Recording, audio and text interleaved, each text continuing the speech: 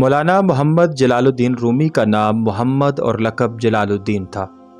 آپ نے مولانا روم کے نام سے شہرت پائی۔ آپ کے والد بزرگوار کا نام بھی محمد اور لقب بہاؤالدین تھا۔ حضرت محمد بہاؤالدین نابغہ روزگار عالم دین تھے۔ حضرت محمد بہاؤالدین کے حلقہ ارادت میں امام فخر الدین رازی اور محمد خوارزم شاہ بھی شامل تھے۔ مولانا محمد جلال الدین رومی کا سلسلہ نسب چند واسطوں کے ذریعے حضرت سیدنا ابو بکر صدیق رضی اللہ تعالیٰ عنہ سے جا ملتا ہے۔ آپ 604 ہجری میں بالغ میں پیدا ہوئے۔ مولانا محمد جلال الدین رومی کی عمر مبارک ابھی صرف 18 برس ہی تھی کہ آپ کی شہرت ہر جگہ پھیلتی چلی گئی۔ اس دوران شاہ روم علاء الدین کیقباد نے آپ کی شہرت سن کر آپ کو روم آنے کی دعوت دی۔ آپ علاء الدین کیقباد کی دعوت پر روم کے شہر کونیا تشریف لے گئے اور وہیں قیام پذیر ہوئے۔ مولانا محمد جلال الدین رومی ان بزرگ ہستیوں میں سے ہیں جن کا قلب غم امت سے فیضیاب اور وصال حق کے لیے بیتاب۔ آپ علیہ رحمہ کا دور قتل و غارت گری کا دور تھا۔ آپ ابھی 11 برس کے ہی تھے کہ تاتاریوں کا فتنہ شروع ہوا۔ آپ کے دور میں 90 لاکھ آدمیوں کو قتل کیا گیا اور مذہبی منافرت بہت زیادہ تھی۔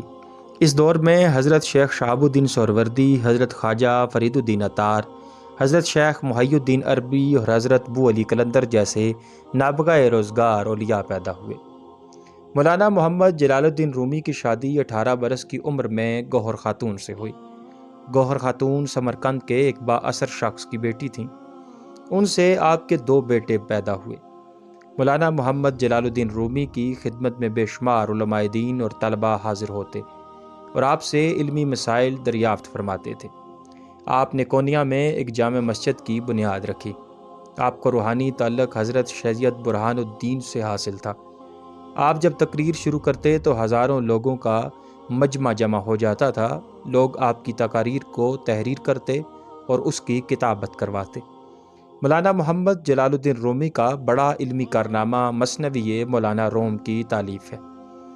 آپ نے اپنی مثنوی کے اشعار مختلف اوقات میں کہے، جنہیں آپ کے شاگرد لکھتے رہتے تھے اور جنہیں بعد ازاں یکجا کر کے مثنوی مولانا روم کے نام سے ترتیب دیا گیا۔ مولانا محمد جلال الدین رومی کی ملاقات جب حضرت شاہ شمس تبریز سے ہوئی تو آپ کی زندگی یکسر بدل گئی۔ حضرت شاہ شمس تبریز نے آپ کو عشق کی آگ میں جھونک دیا، جہاں آپ پر بے شمار راز افشاں ہوئے۔ آپ خود اس بارے میں فرماتے کہ میری ملاقات جب سے حضرت شاہ شمس تبریز سے ہوئی ہے، انہوں نے مجھے محبت کی آگ میں جلا کر راکھ کر دیا اور روحانیت کی آگ میں پکا کر پختہ کر دیا۔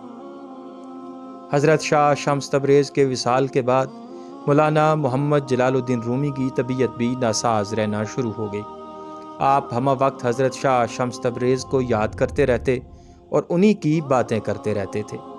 آپ نے ریاضت و مجاہدے شروع کر دیے، یہاں تک کہ 20 دن تک کچھ نہ کھاتے نہ پیتے اور ذکر الہی میں مشغول رہتے۔ نماز کا وقت ہوتا تو نماز کی نیت باندھ کر کھڑے ہو جاتے۔